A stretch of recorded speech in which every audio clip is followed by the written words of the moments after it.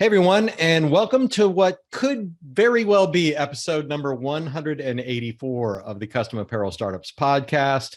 My name is Mark Stevenson. And this is Mark Vila.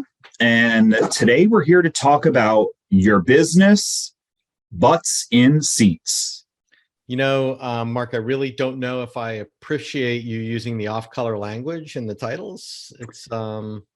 Well, you're going to have to explain this because my title was less catchy and interesting, but very literal. So, see, and that's what we don't want. I mean, that's lesson one, for marketing is you never want to actually, tell people what's going to happen. Anyway, so the idea here is the butts and seats conversation is one that we've been having pretty regularly recently at ColDesi. And it's the idea that, if your business was a bus and your employees or your tasks were all people and they were sitting on that bus, to kind of go through and make sure that you have someone assigned to every task and that those people, and they're the right people in the right task. So, moving people around the butts, putting the right butts in the right seats for the job and for the task at hand. Right. And in other words, you may think of your business as Maria prints the shirts, John does the artwork, Mark does the writing and the website, and somebody else does the embroidery, and you think of your business as that, as those things. Here's the person who prints the t-shirts. But as your business changes and grows, and if you want to make sure that you don't have any detrimental issues to your business, you need to kind of look at everything that is being done in your business. And for one, make sure you have the right people doing it, but also just understanding everything that those people are doing on a day-to-day basis.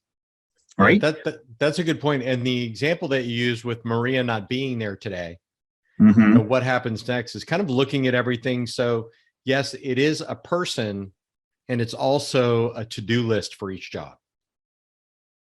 Right. So it's a bit of both. And the reason why this is so important for your business, especially as you're a small business growing to a medium-sized business and things of that nature, or you're a startup trying to get going, is, people are going to get sick. People are going to quit. People are going to get overwhelmed because all of a sudden you're making, 50 widgets a day, t-shirts or hats or mugs or whatever it is. And then all of a sudden, boom, 3 orders come in a row, and you go from needing to do 50 in a day to doing 200 in a day. Right. How do you do it? Who handles it? And so on and so forth. So this is a conversation about what are all the things that happen in your business, who does them, and how does this affect things like growth or changes in your employees, or just little changes over time, like someone going on vacation or spraining their wrist. Yeah, there's a lot of variations on this idea. We did an episode about the E-Myth, which is a really old book about making sure that you write a job description for everything that needs to be done in your business, even before, and then assign people those jobs, even if they're all you. Yeah, that's great. And one of the reasons why you want to assign, even if they're all you, is as that business grows and changes, what else can be done by other people? And you mentioned plenty of podcasts, we've discussed this, but I think that a nice dedicated one just discussing how to create this framework, how to define everything. And then this way, when you do get busy, you can take a look at something and say, what can somebody else do? Or if you have a friend or a family member that works with you, or your spouse or something like that works with you, and they catch the flu or something like that, and they're going to be kind of laid up for a week, who else can do those other things, or what needs to be done that I can do because I'm going to work doubly hard. What needs to be done? What do I want to make sure that I don't forget? Things like that. Yeah, I mean, I think the worst scenario is that Maria gets sick, and not only does no one knows what she does all day, no one knows how to do the same things. Hmm. You know, like for us at ColDesi, you know, Hannah does probably 75% of our emails, Hmm.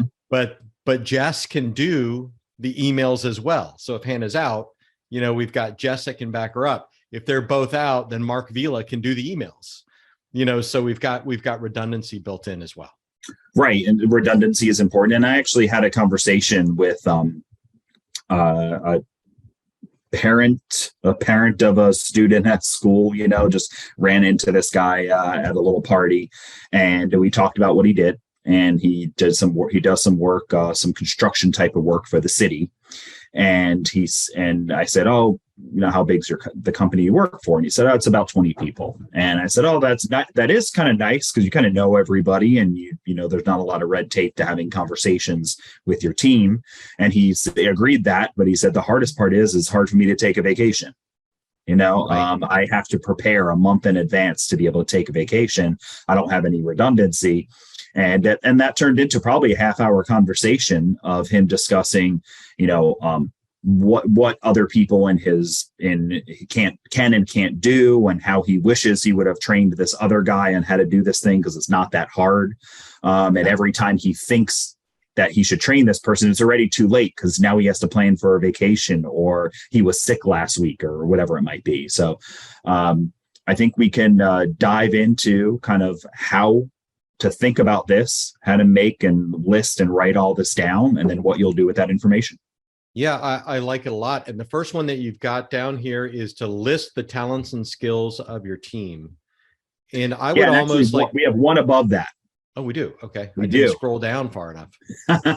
Oh, good. Yeah, that's exactly what I was going to say. So, Okay. So I'll say it then. yes. List everything the business needs to do Yeah. as best as you can. Use an Excel spreadsheet, whatever it might be.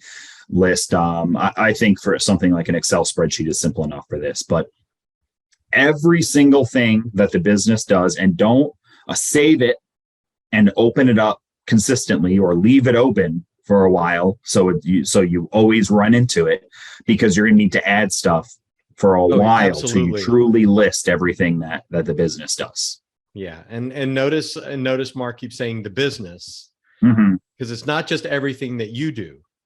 Right. It's everything that needs to be done. Everything that needs to be done. And this interesting part of this is a lot of this list gets forgotten. Right. Right. Like, one that could be easily forgotten, that would have a terrible side effects, would be forgetting that in the example we mentioned above, right? Maria did the printing. Maria also does maintenance every day on the DTG printer, or on the DTF printer, right? She does maintenance every day. Well, everyone kind of thinks of her as the printer, because they see her walking out of a room with t-shirts and transfers. But behind that, she manages the inventory of the ink. She makes sure to shake or agitate the ink as it needs to be done, cleans the print head, you know, every day, does a maintenance check once a month to make sure that everything's been done, and even keeps a log of all this stuff. Yeah. And if as you get removed from these things, meaning you're selling to customers maybe, and you're doing all the embroidery work and artwork, you know, you could be doing all of these things, and you slowly forget that there's all these other tasks that go along with printing shirts. Yeah. Right. I like the task oriented kind of approach. But one thing I just thought of is we recently had, you know, a ColDesi related kind of business. You know, we found out that the person in charge did not have access to the Facebook page. Oh, right. Right. So, you know, this is one thing, like maybe we're picking on Maria. I don't know why. She's perfectly lovely person. But, you know, maybe Maria is the printer, but she was also really active on Facebook when the business started. So she just is the one that set up the business page. Mm-hmm. So now if Maria is out, if she's out, then you have to go through an incredible amount of rigmarole to get control of the Facebook page. So it's an important kind of global look at the activities and the people. Right. Right. So the business needs, when you consider kind of basics are some things to list, and hopefully this stuff can get you going. So you can write some of this down. Yep. But manage the email account, right? And hosting. So if you have a business email through Gmail, who has the login credentials? Who makes sure that the bill gets paid? Who gets an email that if the credit card expires and you forget to change the date, where's that information going to go? Equipment, maintenance on equipment, supplies that are in stock, listing the customers, accounting for invoices, making sure everything that gets paid. You got any other interesting, little just example? like, who handles all of the social media accounts, who does the books, are the books on the cloud and and everyone has a password, or are they localized on a computer and one person has the password? Right. If you order supplies or apparel from somewhere, who has the account, who has the login credentials? And, someone listening to this is just saying me, right? Because it's only you. But you have to list all these things, because if you are going to most people are going to, that we talk to at least, right, are trying to get their business beyond just me. Right. You want to grow it a little bit, at least. You would be nice to have some part-time employees that, filled boxes and hit start and stop on the embroidery machine for you, so you can make a little bit more money. That's often the goal is to get to a point where you make some pretty good money and you've got a nice little business that you're running, that's yours. Yeah. Even if you don't, go the route where you want to hire people and bring them into your house or your small shop, even if you start outsourcing things like the bookkeeping or the invoicing or things like that, you can see how all of those things come into play. Like, here is where I get access to all these things so I can give them access. Here's who does the packing. If you're just going to have someone else do the packing for you, if you're going to have something drop shipped, here's all the information that's required to accomplish that. It's all in one place. Yep. You might hire an agency that manages your Google business account for a few $100 a month. Yeah, right. And someone who does your accounting, your taxes. I mean, all these things are things that are that should be put on a list, because you're going to have to either give somebody some money or hire somebody, or whatever it might be. And then if you do all this stuff by yourself, say it's you're married, you do all the business stuff. Right. And you are bringing in that income. So you're depending a bit on that income. And then you get really sick, right? And you're out for you're full on flu sick, and you tripped and sprained your wrist because you were sick, and you got up in the middle of the night with a fever, right? Like, just this whole cloud falls on you, right? And you're not ready. You're not back to normal for like 3 weeks. Do you want the business to just stop? Right. Right now, you could depend on friends or family, even if you open up that list. You're too sick to get up and run the embroidery machine, maybe, but you can open up the list and you can say, honey, will you do these few things? Please log into here and make sure to pay this. All I need you to do, son, is to teach you how to maintain this printer, which the stuff I'm going to show you is really easy. I just can't do it with both of these sprained wrists because I fell twice, whatever it might be. I think you should consider like a mattress on the floor at this point. I think you should. Yeah, sure. That's fine too. So here's what else I like about this is, if you've got the list, maybe you don't even have to ask anyone.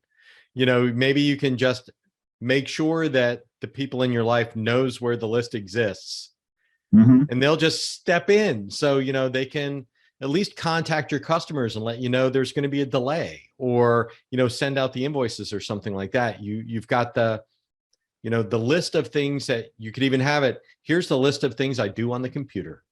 Yeah, here's the list of things I do in person to fulfill an order. Here, son, here's the list of in-person things. Here, wife or husband, here's the list of computer things. Yeah, that's great. And having it all written down allows you to do that when you run into situations that are unfortunate. They also allow you to do this stuff when you're trying to grow or change the business, or there's just, you are, you're a unique person if every single thing the business needs, you love doing. Like, Yes. you're the only person on earth, by the way. I think you should probably see someone professional, Yeah. if that's the case. Like, you either like the art and dislike the accounting, or you enjoy the accounting and you dislike the sales, or you love the sales and you dislike doing embroidery, or you love doing digitizing but you don't like running the machine. I mean, whatever it is, you might do it all now, but there are things that you do and don't like. As you list these things out, you can even add, you can grade them on how much you like doing them. And then you can find all the things that list them 1 to 10, and you can find all the ones and say, these are all the things that I'm going to have somebody else do later. Yeah, I like that a lot. I'm going to pay.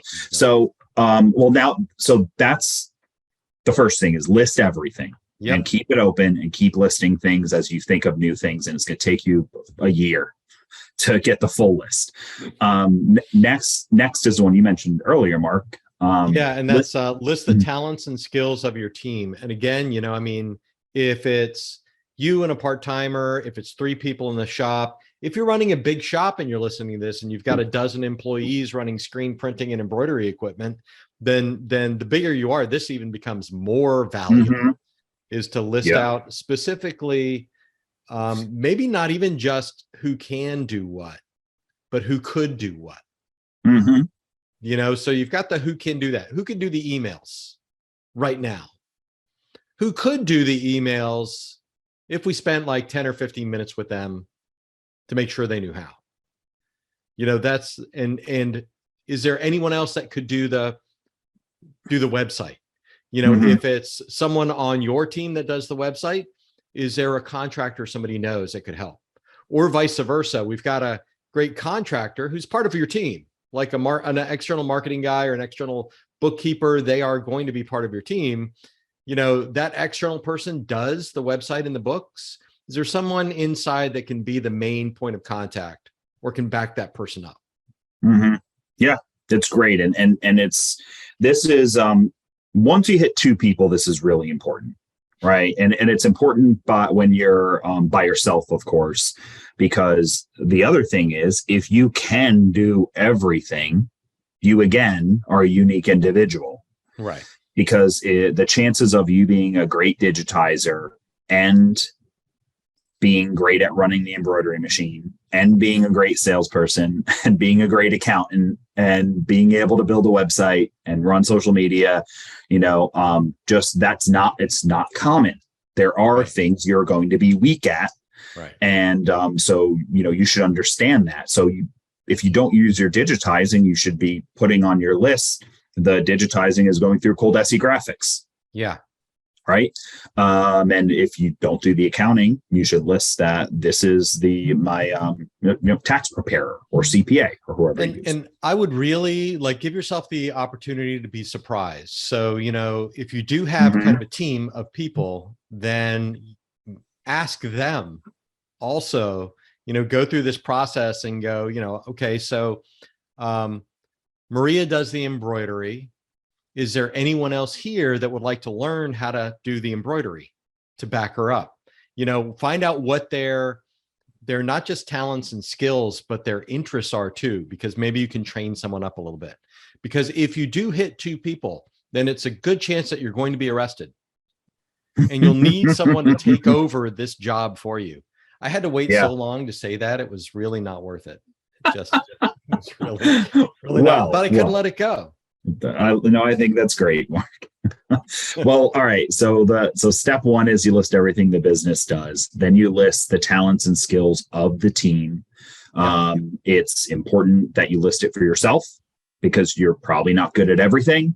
And it's even more important if you have more than one person. And the more people you have, almost the more important it becomes to really get to this point. Then the next step is you list areas of potential growth or potential improvements in efficiency. Boy, I like this a lot. And, you know, that it's almost like a process improvement. especially if one of the things that you like is printing, Mhm. or doing the embroidery. There's some real opportunity for everyone if you examine what the steps that you're taking, or the way you're approaching that task for your business, and looking for ways that you could do it faster or better or more profitably. Right. And it's everything or anything. I mean, all areas have areas for growth, but you should know the areas that you don't pay attention to, or you're not very good at, or you consistently have issues with, and that those can be improved. So you might not be the best salesperson. So you get business and you get referrals, but you struggle with asking for business and charging enough money potentially. So an area for growth, you could, you mark that, get better at sales, or get somebody to sell for me. And that could be the same with digitizing. You try to do all your embroidery digitizing yourself. You're not that good. You spend so much time digitizing sewing, that it's 4 hours deep and you haven't even started your production. That's an area for growth. Should I outsource that? Should I hire somebody? It's also areas of improved efficiency. If you did something better, could you save money? Yeah. I mean, I think the outsourced digitizing thing, like we get people who switch to using ColDesi graphics, because the new software, the design deck software that ColDesi is coming out with, is just super simple to use, and it's very friendly interface.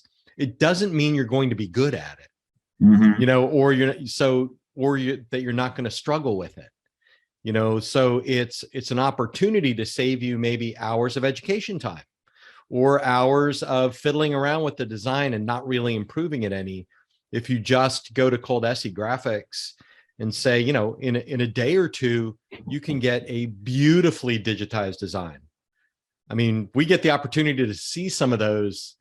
They do sample sew outs, and we get the opportunity to look at those, and they're just incredible. Like, there's some beautiful stuff. And some of you are a little bit twisted. We've seen some crazy stuff come through there too. I'm just going to say that out loud. Thank you. But that's somewhere you could look.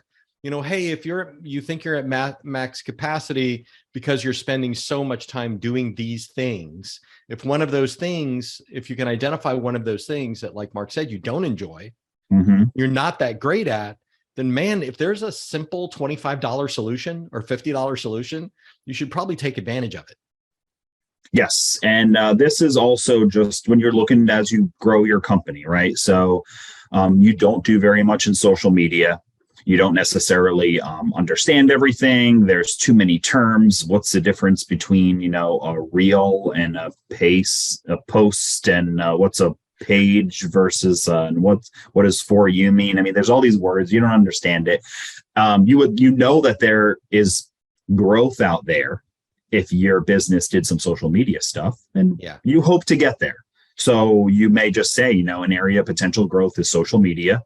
As the business grows and I get some income in, it's not something I'm good at. I don't plan on being good at it. It's on my list as something I'm not good at. So this is going to be something I'm going to hire somebody for in the future, whether it's an outsource agency or a full-time employee or whatever it might be. And I'd apply the same kind of logic to specific people. So in other words, if somebody on your staff is tapped out, like you can see that Maria is working 9 hours a day, and she's not going to be able to work anymore. That's kind of her max.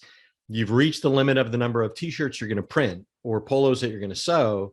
Then, that's a max capacity. And you have to look at whether or not you can outsource some of that work maybe, or whether it's time to bring somebody in, get another piece of equipment. Right. And you can, it's okay also to be, a little tough on folks in writing, just say that this person runs the printer and the embroidery machine. They're just really inefficient with the embroidery machine. It's an area for improvement, and it's good knowledge to have, because as you grow and change your business and things like that, you may just say, this person's not that good at embroidery. The business is growing. I can probably go ahead and hire somebody, another part-timer or a full-timer, and I'm going to get somebody in for embroidery. That's what I'm going to look for. And I'm just going to remind you to take a nice cold look in the mirror when you're doing that as well. Like, are Yeah, that's you good. at max capacity? Are Right. you doing at max capacity because you're taking twice as long doing something that somebody else could do significantly better and faster? Then, Mhm. that goes on the list. It's not a problem that you have to solve right now. We're not in the kind of solution phase, but you need to identify all of these places where you could improve by either reducing your Mhm. responsibilities or increasing your capacity. Right. And it's great. I mean, this is the kind of stuff that sometimes you don't even notice it till you really write it down and look at it, you know. So okay, so we've got lists those, Max close to max capability. capacities. We've got Yeah. that, and that includes, individual team members, whatever it might be. I also think it's important to list equipment there as well, Oh, because good your point. equipment is a team member, and if your embroidery machine is being run, 6 hours a day, and you're looking at the trail and it went from 0 to 10 minutes to 1 hour to 4 hours to 6 hours, and that's the path over 6 months. That you're not that many months away until you Right. have to run your machine 10-12 hours a day, and that's not really what you want to do. Yeah. Right. You I, don't I want I to. love this idea because that's a great example. If you can do, I don't know, let's say you can do 30 hats a day. Mm-hmm. Are you turning away hat orders because you can't produce them fast enough for the deadline? Are you burning out the employee that does hats? Are you stressing out old equipment doing Mm-hmm. doing those jobs? If you could do twice as many hats in the same amount of time, what else could you do with that time? Because using Mm-hmm. embroidery is a Mm-hmm. perfect example. If it takes 15 minutes, 12, 15 minutes to embroider something, I mean, the operator doesn't have their hands doing the sewing the entire time, right? If you add another embroidery machine, one person can run both, Mm-hmm. and now you're getting twice the production. You're doubling your capacity and capabilities of one person just by adding a piece of equipment. Right. Right. So this is just all great stuff, and it lets you really understand what's happening in your business, and it individually for each person, even if it's just you, for each piece of equipment, and then for the business as a whole. And this is where you're going to really understand how you're going to be able to grow. So many people get stuck that I want to make $100,000 a year, but Yeah. they never pay attention to what they're doing, what other people are doing, inefficiencies, efficiencies, all of that stuff. Never pay attention to it, and you get stuck at 60,000 or Yeah. whatever the number is. A million, you get stuck at a million, and you want to get to 5 million. You get stuck there because you're not paying attention to anything, and then eventually you become you just think you can't grow past it when you Right. absolutely can. There's the chances of your business being the absolute most efficient and everybody doing the right thing, and nobody, and you, none of these things can be outsourced, is just, that just doesn't exist. Yeah. And Right. even if you're, one of these companies of one, one of these entrepreneurs, even if you just have a Cricut that you use at home, I think I get Mm-hmm. more comments on our Facebook posts from Cricut users saying, I could never do that, or my Cricut Mm-hmm. isn't fast enough. I can't take these orders because it's too slow, but I could never do, what's next. I don't know how to grow with me and my Cricut. And they get like cemented into what they're doing right now because they're not stepping outside and looking. Like, they're not even really thinking that maybe they could get a better piece of equipment that's more efficient and make a lot more money for the same time they're spending. Mm-hmm. Maybe they could outsource some of the design work, which is not that hard to do. Maybe they could find someone to help them get more business. All of these like max capabilities, by person and by task, conquering those is how you get to $60,000, $100,000, 12 people, $3 million. I mean, this is, you don't do it by yourself, doing the same things again and again. This kind of business introspection that Mark Vila is talking about here is definitely what will separate you from just staying in your back bedroom, doing the same thing. Cool. We're not judging, but if you want to grow, that's what's keeping you back. Yep. It will. This type of stuff will help you change your mindset as well, especially as you look at it and you start thinking like an entrepreneur, and you stop thinking about small dollar things and you start thinking about big dollar things. You stop thinking about, oh my gosh, I just wasted like a quarter of a cone of thread that costs you like $1. Right. And you start thinking about, how can I make an extra $5,000 this month? Yeah. And we see the social comments all the time. Somebody will look at a $10,000 printer and say, why would I buy that when Cricut can do the same thing? Yeah, because I don't know. Why would you buy a pickup truck when a Red Ryder wagon can do the same thing? Both of them can haul bricks down the road. Right.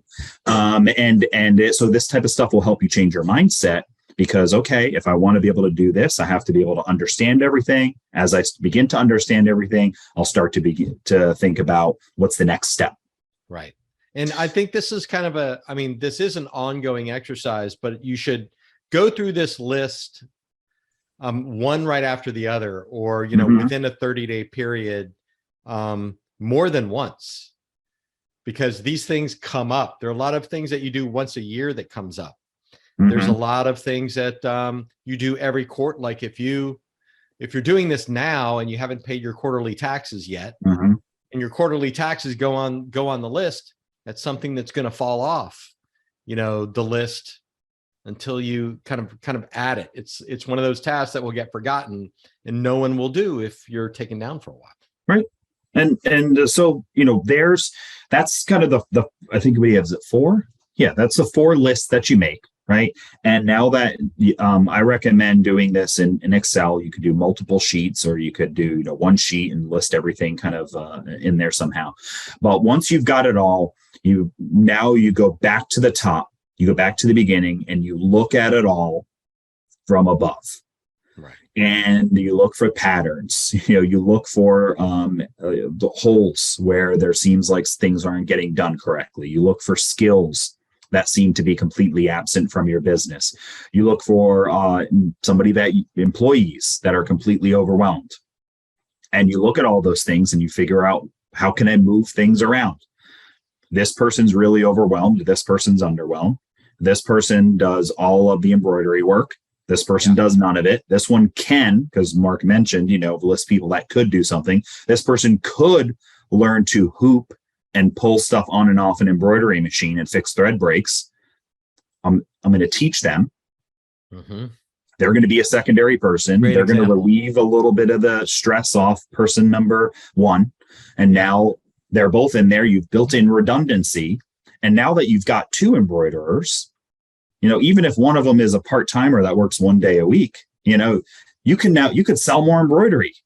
So get out there and fill up this new person's, shift. So there's just so much you can do with this information that will make you a better business owner, whether you're doing it completely by yourself, or you've got the whole family working in it, or you have 3 employees. Yeah. And, hey, this really is a different mindset and a different way to look at your business. And I'd really like it if you went through this exercise and just didn't think about it while you're listening to the podcast. I'd really like it if you actually did it, because that's the difference between someone that makes the leaps ahead or really fundamentally improves their business, is not just learning all this stuff, but actually doing it, like doing some of it. I read a book called Skip the Line, and it was talking about, just writing 10 random ideas every day. And, in a little while, you'll get some fantastic ideas and you can implement those, etc. And reading about it, I thought was amazing. Doing it was great. Like really doing the exercise that we're talking about here is definitely it's going to help. It's going to help give you direction. It's going to help plug holes and help you grow. Yeah. You'll actually feel very accomplished and intelligent and like a good planner. I mean, there's a lot of great things to come out when you create something like this.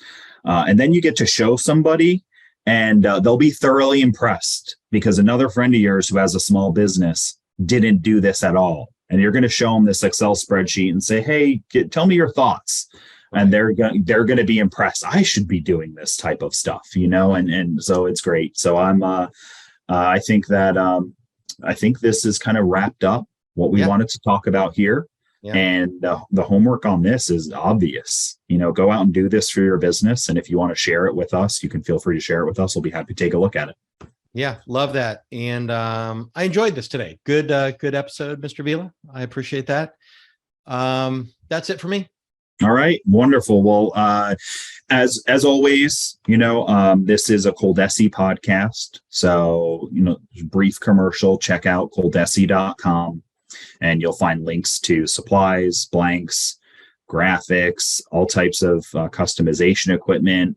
There's a new DTF printer, direct to film printer. Oh yeah. That just came out, and it's very affordable for a small to medium sized business that's looking to get into a solid t-shirt transfer production.